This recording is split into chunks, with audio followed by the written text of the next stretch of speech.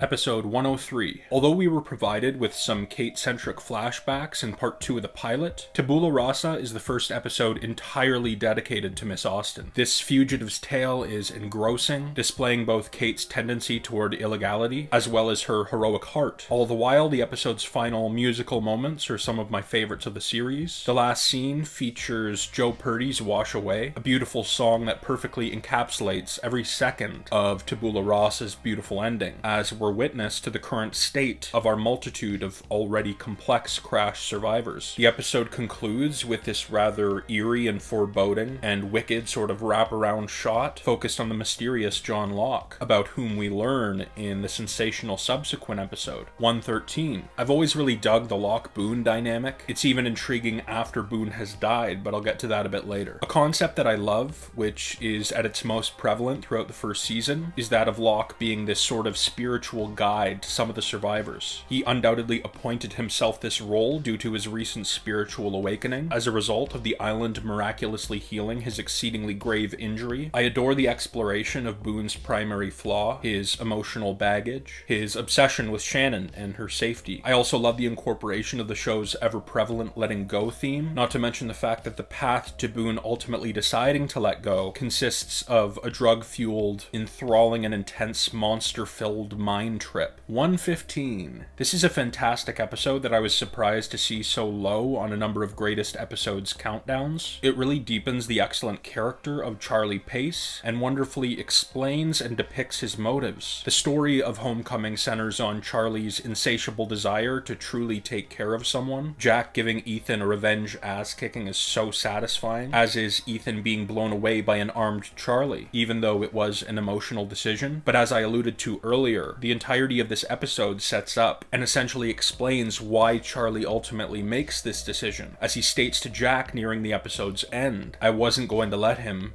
Ethan, get anywhere near her, Claire, again." 204. This is a really entertaining Hurley-centric character story, which delves into his desperate desire for inertia, his fear of change. This episode, like many Hugo episodes, exudes a sense of levity and fun, as well as a great amount of heart. Now, I've read that some individuals sort of write off Hurley-centric episodes, considering them to be superfluous or filler. Some individuals deem an episode weak if it doesn't contain a substantial progression in the overarching narrative, or doesn't answer a big question. Mind you, in the case of the original TV promo for episode 309, the marketing department was at fault for misleading the viewer and pandering to the hype in regard to impending answers to Lost's biggest questions. If you aren't familiar, though I have discussed it in a previous video, Stranger in a Strange Land is widely considered to be the weakest episode of the series. This same episode's promo claimed that 3 big mysteries would be solved. There definitely aren't answers given to 3 important questions. The only question that is answered really is, what do Jack's tattoos mean, which was never a mystery I was begging to be solved. The point being that this exciting promo setting up the show's weakest episode caused some frustration amongst viewers. But 309 is really the one and only episode I would consider to be unnecessary filler. But there are a number of episodes that don't necessarily launch the main plot forward, but they are nonetheless wonderful character pieces that develop said characters and their relationships, which ultimately enhances those big main plot progression filled episodes and moments, resulting in your great investment in these characters and their well-being. These pieces add weight to the ultimate action. Now back to episode 204 specifically. I mentioned the inertia theme earlier, which is relevant to both the A story on island and the B story off island. Within the flashback material, Hugo wins the lottery, but he keeps it to himself, as he doesn't want to alter his best friend Johnny and crush Starla's perception of him. Meanwhile, on island, Hugo is reluctant to bear the responsibility of distributing the food within the Swan Hatch. He fears that he won't be able to provide everyone what they want and ask for. People will rely on him due to his food or wealth, and he will be resented if he is unable to provide. Hugo, with the emotional support of Rose, decides to stop worrying about what others might think of him as a result of his decision, and instead focuses on doing what he does best. He takes care of people. He knows, due to the vast quantity of survivors and the comparatively minimal quantity of food, that this finite Dharma grub simply won't be able to last, so he provides everyone on the beach a night of decadence and enjoyment and togetherness. The Shenanigans, starring Hurley and Johnny, portrayed by DJ Qualls, who you may recall from Breaking Bad, as he portrays an undercover officer who arrests Badger, are a ton of fun to watch. Not to mention, this episode does unquestionably contain some, if not substantial, intriguing plot developments. Not only are our survivors, Sawyer, Michael, and Jin, integrated into the group of tail section survivors, but also the, at this point in the show, long-running Bernard mystery is beautifully solved. Since the beginning of season 1, Rose has optimistically discussed the 100%, according to her, survival of her husband Bernard, who had been attending the bathroom in the back of Flight 815 when the plane was torn in half. So it is immensely heartwarming to see Bernard alive, and viscerally grateful and thankful when Michael informs him that his wife Rose is alive. 303. This episode is actually really prevalent for Locke as a character. Prior to the season 2 finale, Locke essentially lost his faith in the island, willing to let the button's countdown run down to 0. Locke smashes the computer, leading to the hatch and everything in it to go completely haywire, as Des goes to turn the failsafe key. Amidst all the destruction and chaos, Locke admits to Echo that he was wrong. We then see Desmond turn the key before the island vibrates, and the sky turns to a whitish violet color. We don't see Locke again until the commencement of episode 303, when John wakes up in the middle of the jungle, alone and mute. Fast forward to a private section of the beach, where we've got Locke and Charlie standing outside a tent. Locke communicates to Charlie via written word as he enters what he refers to as a sweat lodge, having claimed that he must enter this tent alone in order to speak to the island. He sternly tells Charlie to stand guard and not come in under any circumstances. There's an indescribably eerie atmosphere in the air as Locke sits before a fire, pouring boiling water on his head and consuming a substance that bears a resemblance to the drug he pasted onto Boone's head back in season 1, which fueled his utterly mind-bending and life-changing trip. I stated in a past Lost-centric video that, to me, classic Lost consists of Locke going on a physical and spiritual journey whilst being spoken to and guided by the island through his dreams and through visions, and Locke's Sweat Lodge trip is no exception. A suddenly wheelchair-bound Locke is pushed by Boone through an airport filled with our island inhabitants. Ultimately, a bloodied Boone informs Locke that he's got to clean up his own mess, as his hand grasps Mr. Echo's bloodied scripture stick. Just before Locke dives out of the tent, the vision of a polar bear leaps at him from out of the flames. An exasperated Locke lands in the sand outside the tent next to Charlie. He then gets to his feet and removes a knife, stating to Charlie out loud, no longer via written word, that he needs to save Mr. Echo's life. This entire trippy sequence is really stylistically directed and edited and powerful, in large part due to the unsurprisingly beautiful Giacchino-composed score. Throughout the trek toward the polar bear's cave, we get some really great banter between John and Charlie, as well as between Hugo and Desmond. I dig the attention to detail within the bear's cave, as we creepily catch a glimpse of an old dirtied kid's toy car. Locke's torch and hairspray technique to get rid of the polar bear is also super fun. Now, before I get into the wonderful scene nearing episode's end, featuring Locke and Echo's interaction, I'm first going to talk about the episode's fascinating Desmond component, before then delving into the Locke flashback material. During an encounter between Hugo and Desmond, Des mentions Locke's speech to a perplexed Hurley, who claims to know nothing about a speech. That is until the episode's final moments, in which Locke does in fact give survivors an inspiring speech, in which he mentions specifically what Des had stated earlier to Hugo. Hurley, more perplexed than ever, gazes out at Desmond, who is skipping stones into the ocean. And I'm sure I've mentioned this more than once in a past Lost video, but nevertheless, one of my favorite elements of this series, specifically its third season, is the plotline featuring Desmond's premonitions, fueled by the Swan's failsafe's electromagnetic blast occurring at point-blank range. Now back to John and company. Locke and a battered, bruised, and unconscious Echo are sitting/lying down on the jungle floor. Locke states to Echo that he's sorry for losing his faith, sorry for not believing Echo and believing in the island. Locke is lost, mentioning Jack Sawyer and Kate's capture by the others. Suddenly, Echo speaks. He tells John that he can still save them, finishing his anecdote by saying, "After all, you are a hunter, John." This phrase will make more sense to you once I delve into the episode's flashback. But when the rest of Locke's company returns, Echo once again appears to be unconscious. So perhaps that had been the island communicating with Locke through Echo. Very intriguing and eerie. Nevertheless, either Echo or the island inspires Locke to make his speech about saving our survivors in captivity, which Desmond had foreseen. Now, onto John's flashback. The backstory featured in 303 incorporates the motifs we've seen in past great John-centric episodes. There's a general sense of tragedy, which is, unfortunately for Locke, a prevalent concept in his life. There's also an element of familial abandonment, as well as false familial trickery, though in past Locke episodes, namely 119 Deus Ex Machina and 217 Lockdown, Anthony Cooper has been John's symbol of familial distrust and nefarious trickery, whereas in further instructions, the family into which Locke integrates himself, and by episode's end basically feels disconnected from, is a drug manufacturing hippie commune, whilst the con/scam element appears in the form of an initially seemingly friendly hitchhiker that turns out to be an undercover cop. Earlier on in the episode, Eddie, as Locke is introducing him to the community, asks about a specific tent. Locke informs him that it is a sweat lodge, in which one is meant to meditate and have a spiritual experience, in which one is meant to learn whether one is a farmer or a hunter, which, as I've discussed, greatly ties into the A story of this episode.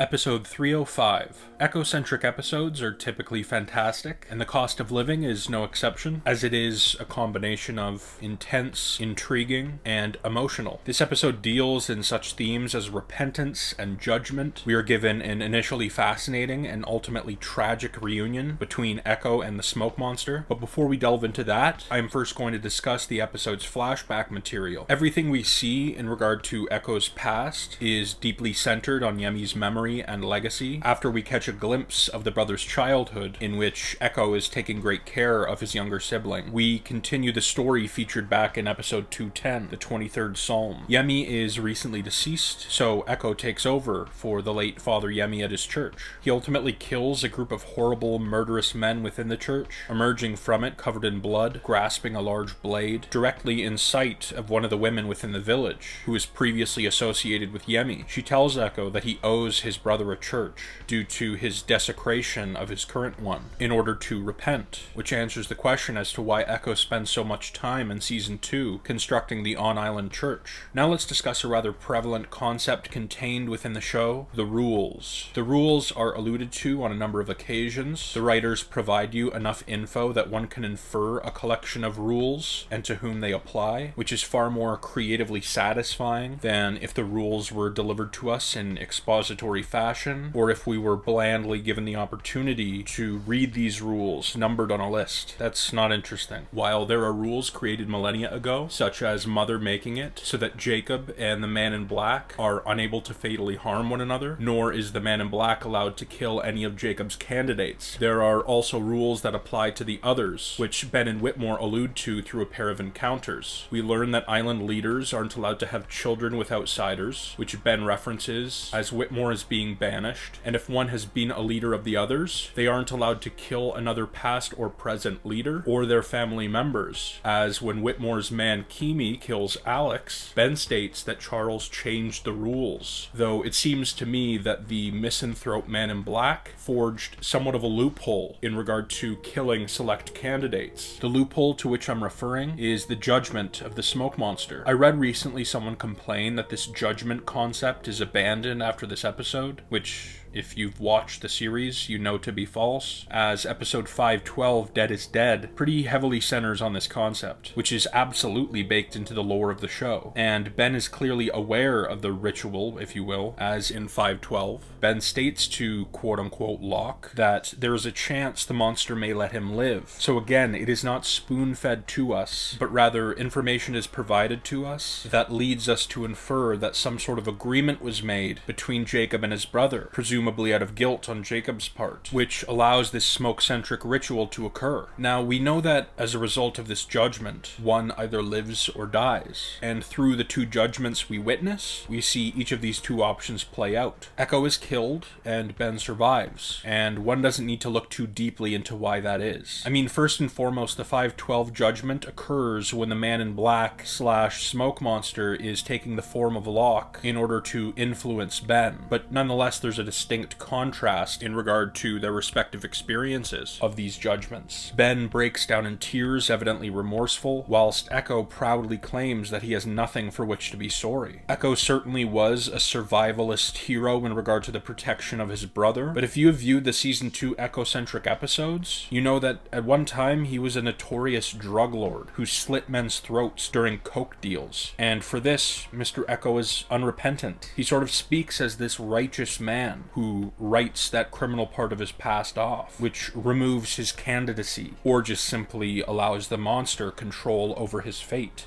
310. This episode is immensely prevalent to Hugo as a character. For the entirety of the series up until this point, ever since he won the lottery with Jacob's numbers, Hugo has believed that he's surrounded by bad luck, cursed, and 310 documents Hurley's perceived defeat of this curse, with everything having recently gone to Jack is still being held captive by the others. Charlie has just revealed to Hugo Desmond's premonition of his impending death, and after having just discovered an abandoned Dharma bus, Hugo wants to provide himself, along with his fellow survivors, a sense of hope and fun, and try to get the vehicle running. This bus-centric tale provides us with a multitude of wonderful moments. Hugo trying his hand at and failing at Sawyer's nickname game, Sawyer hilariously teaching Jin English, and following the triumph that is Hugo and Charlie essentially confronting and conquering death, our group is able to simply smile and laugh, and for the first time in quite a while, maneuver around in a vehicle. Not only does 310 mark the introduction of the skeletal remains of Roger Linus, who is ultimately, in episode 320, revealed to be Ben's late father, but this piece may very well be the best, most heartwarming depiction of the friendship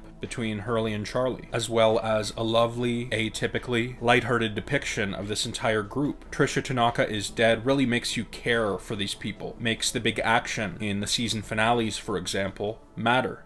314. Before getting into the episode itself, I first wanted to talk about what is perhaps the most objectively disliked pair of characters in the series, Nikki and Paolo. When Oceanic 815 crashed, 40 or so individuals survived, but each season of the series features about 14 to 15 regulars. But I recall throughout the airings of seasons 1 and 2, some of the viewing audience questioned whether or not we'd actually delve into the past of one of these, or some of these background players. This episode delves into Nikki and Paolo's past. We're only physically introduced to them in season 3, but much of the episode focuses on the experience they had throughout the first 2 seasons. A bit gimmicky conceptually, sure, but it's actually really impressively done. Their integration into what are important early touchstones of the series. This is truly a fun, rewatchable, Bonnie and Clyde-esque mystery at its core, leading to this pair being accidentally buried alive. We even get a brilliant reference to the late pair in the final season. Firstly, back in season 4, when Ben was in captivity, Miles attempted to help him out in exchange for $3.2 million.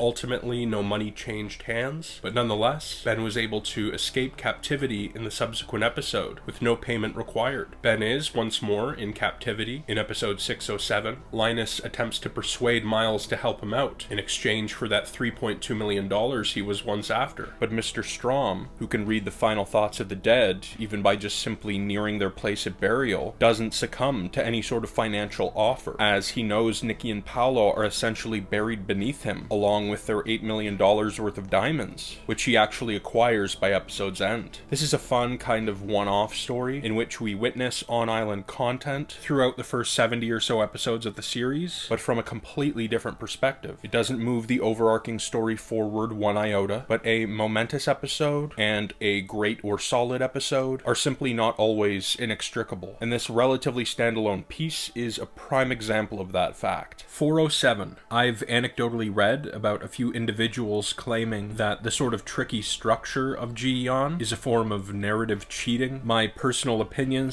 / experience is the antithesis of this. The vast majority of the first trio of seasons features on-island material alongside flashback-centric content. The season 3 finale ultimately surprisingly provides us with flash-forwards, taking place after some of our losties have been rescued. A prevalent storytelling device within primarily the first half of the 4th season is one that is utilized in an episode episode's beginnings, bearing the intention of making the viewer, initially, unsure of whether or not a given scene is a flashback or flash forward. 401 plays this game. The opening shot depicts the top of a mango pile, so we assume we're on the island, before Hugo and his Camaro bust through it, in the midst of a high-speed pursuit in downtown LA. Then, in episode 406, The Other Woman, we momentarily believe that Juliet is one of the rescued Losties, as we open in an apparent therapy session where she is referred to as a celebrity, before we quickly learn that Juliet's apparent therapist, Harper, is speaking sarcastically to Dr. Burke, who has been associating with her husband Goodwin, not terribly long after Juliet's arrival on the island. This device is utterly brilliant and so distinct to Lost. In episode 407, for so much of the piece, you as a viewer believe that the separate Jin and Sun off-island storylines take place simultaneously, subsequent to their rescue, when in reality, Sun's story takes place post-island, while the Jin content turns out to be a flashback, leading us to discover that Jin has apparently perished. This narrative twist in particular is, even though we learn in season 5 that Jin survived the freighter explosion, an exceedingly tragic and brilliant one. 408. Meet Kevin Johnson is an underrated episode, which focuses on an underrated character. I understand a sense of inherent disdain for the character, given that he betrays our heroes after murdering Ana Lucia and Libby, but Michael's whole philosophy is that he's willing to do anything in order to keep his son safe, while Harold Perrineau's performance is perpetually excellent. Not to mention his return here revolves around his desire for redemption. One complaint I read about 408 is that there are issues with the timeline,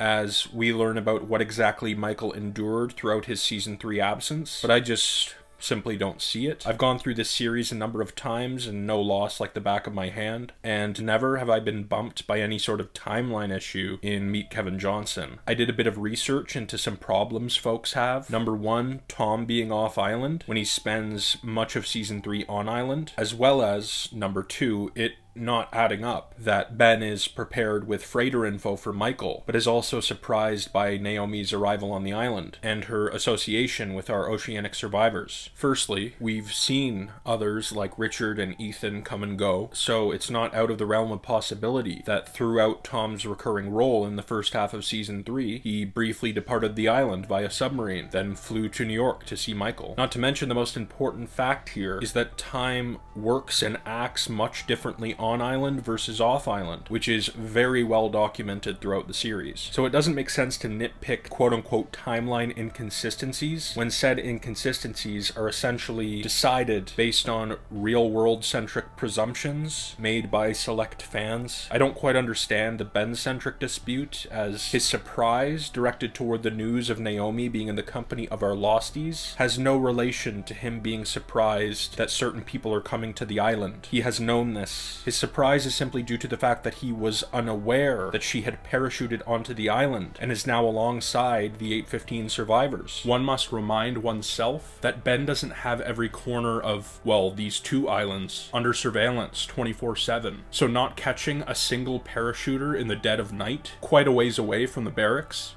makes sense. Not to mention the fact that the only reason Des and company were prepared for this parachute-centric situation is because it was foreseen by the psychic Desmond. Okay, besides all that shit, this is an effective piece. I'm definitely a fan of this Michael Dawson redemption arc. I really enjoy the scenes between he and Tom, portrayed by the fabulous MC Gainey, while the final moments are shocking, as we're witness to the abrupt demise of not only Russo, but Carl as well. 505. This Place's Death is, in my opinion, an awesome episode through and through, and like episode 115 entitled Homecoming, which I discussed in part 1, it kind of surprised me to see 505 rather low in a couple different episode rankings at which I looked. Now, back in the latter part of season 1, Russo alluded to her arrival on the island, her team's mysterious infection, as well as her former colleague Montand losing his arm, occurring 16 years prior. Given that Danielle's shocking demise during episode 408's conclusion initially led me to believe that we would never witness a Russo flashback episode, it is especially bloody brilliant that the writers were able to ultimately organically depict her eventful past via time travel. Now, allow me to briefly explain why the time travel heavy 5th season is by no means out of the blue or some sort of desperate jump the shark-esque decision. It's quite the opposite, actually. Time travel travel is basically immediately placed on the audience's radar. Let's go season by season. In season 1, Charlie mentions the fact that the island turns from day to night rather quickly, featuring Jekyll and Hyde-esque weather. At the end of episode 213, Hugo and Saeed are in possession of a radio whilst on the beach. Saeed states that the device could be picking up a signal from thousands of miles away, could be from anywhere. Then Hurley states, or from any time, before claiming to be kidding. Then the episode ends. A very intriguing inclusion by the writers. 308, entitled Flashes Before Your Eyes, is a fantastic episode which nearly entirely depicts the time traveling of Desmond's consciousness. Then we experience almost a season's worth of the great Mr. Hume's premonitions. Season 4's nearly universally acclaimed The Constant perfected this concept of consciousness time travel, as we're gifted this emotional, mind-bending piece in which a younger Des is forced to visit Professor Faraday at Oxford University in 1996. Then we get a taste, even if we as an audience were initially not entirely aware of it, of time traveling in episode 411, Cabin Fever, when an unaging Richard Alpert visits a hospital in the 50s to see a newborn John Locke. We witness a Dharma orientation video in the season 4 finale, after which a facetious but truthful Ben assures Locke that it did in fact revolve around the concept of time traveling bunnies. It is in this same episode that the island is moved, and although it is not handed to you in expository fashion, I think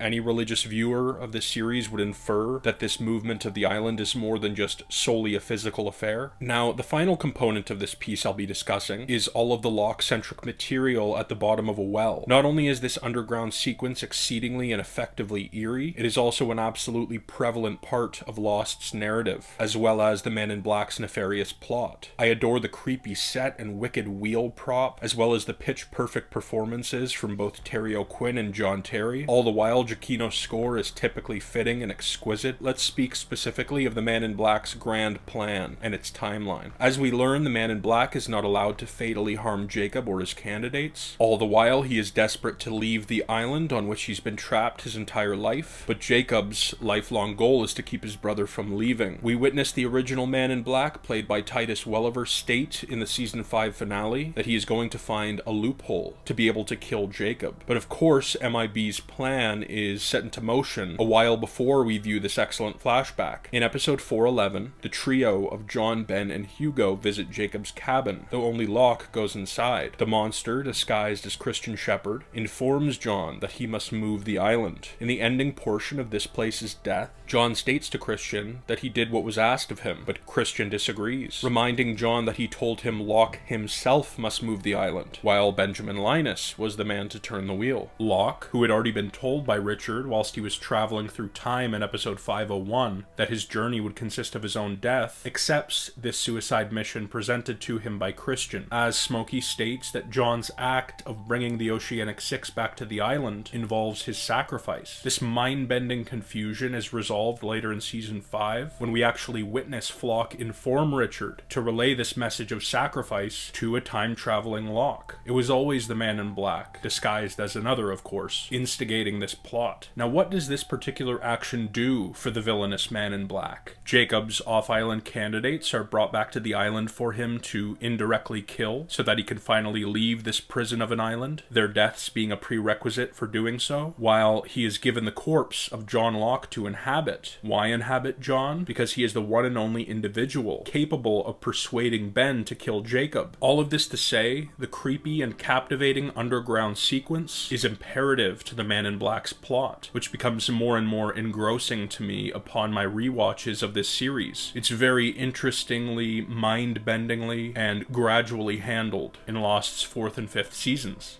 Season 6, Episode 5, entitled Lighthouse, which focuses on our impeccable series lead, Jack Shepherd. The ending of this piece is super foreboding, as Jacob states to Hurley that the smoke monster is headed for the temple, which still houses some of Hugo and Jack's friends. I personally quite enjoy the Crazy Claire plotline. I find it to be extremely bold and wickedly clever, to heavily parallel the stories of Miss Littleton and Danielle Rousseau. I dig all of the Lighthouse content, an intense Matthew Fox and particular kills it here, as the lighthouse's supernatural component is introduced to him, the one involving the kind of mystical mirror that displays multiple locations, namely, kind of eerily, Jack's childhood home. Now, back in episode 105, White Rabbit, we were witness to a drunken Christian stating to a young Jack that he doesn't have what it takes. This particular quote is prevalent to Lighthouse, before being brought up again later in season 6. It's utilized in 605 in particular, when Hugo informs Jack of Jacob's encouraging words, the antithesis of Christians, "You have what it takes," in order to push Jack out of the temple and toward the titular lighthouse. This moment, among an abundance of others throughout the series, displays that much of Jack's emotional baggage comes from what a lit Christian said to him as a youngster. Jack's relationship with his father has been colossally complex since day one, and it is essentially the primary emotional crux of his Flash Sideways story in 605, which is where the true heart of this piece resides. Fox and a young Dylan Minnette depict a father-son relationship that is complex, initially consisting of a great lack of communication, then ultimately becoming rewardingly sweet and kind of poignant. This whole Jack-David relationship, showcasing the struggles Shepard endures as a dad, is imperative to the internal process of Jack resolving his lifelong issues with his father. 615. Across the Sea is to Lost what the book of Genesis is to the Bible, and I have only enjoyed this episode more as time has progressed. This is the earliest point we get to witness of the Lost timeline. There are a number of elements I dig within 615, but the one I would specify as the most effective would be in relation to the Man in Black.